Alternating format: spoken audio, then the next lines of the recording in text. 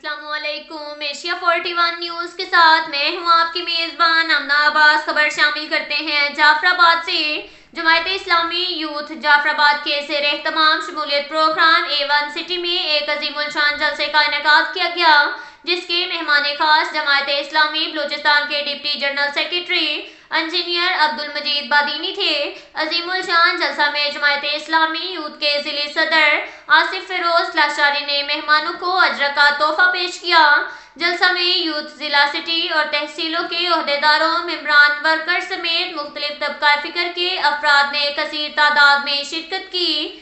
عظیم الشان جلسہ سے انجینئر عبدالمجید بادینی، سردار محمد رفیق بھٹی، عرفان علی ابڑو ضلعی صدر، آصف لاشاری تحصیل صدر، میر میٹھا خان بادینی ضلعی پریس سیکریٹری، سدھیر احمد جھمرانی، محمد خان جتیک، عزیز اللہ ڈومکے سمیت دیگر نے ڈیرہ لیار میں شمولیتی جلسے سے خطاب کرتے ہوئے کہا کہ ملک پر ہمیشہ کرپٹ لوگوں کی حکمرانی رہی ہے، جس کی وجہ سے لوگوں کی حالت بہتر نہیں ہو رہی۔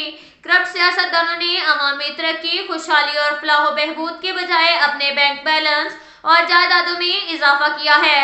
ملک و قوم کی ترقی و خوشحالی کے لیے ایماندار قیادت کی اشد ضرورت ہے۔ جماعت اسلامی ملک میں تعمیر و ترقی کے لے کر آئے گی۔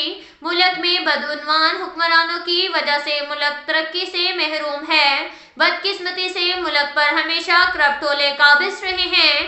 ان کا کہنا تھا کہ بلوچستان میں بھی نواب، سردار اور جاگیرداروں کا قبضہ ہے۔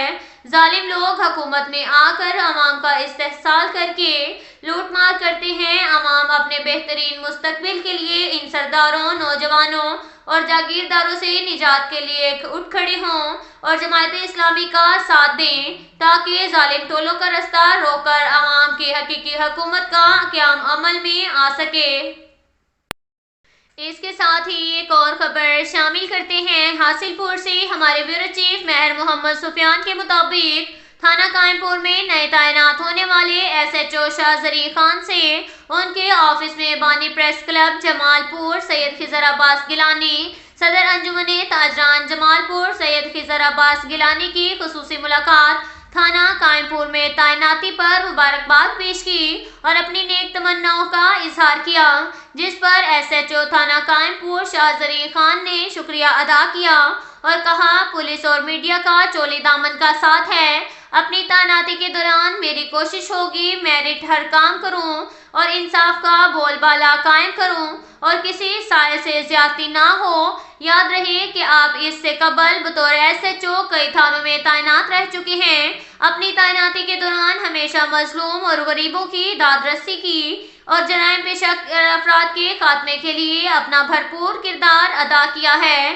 یہی وجہ ہے کہ محکمہ پولیس کے آفیسران بھی آپ کو عزت کی نگاہ سے دیکھتے ہیں۔ اب تک کے لیے اتنا ہی کافی ہے۔ ملتے ہیں اگلے بلیٹن میں، ہمارے ساتھ رہیے گا۔ اللہ حافظ۔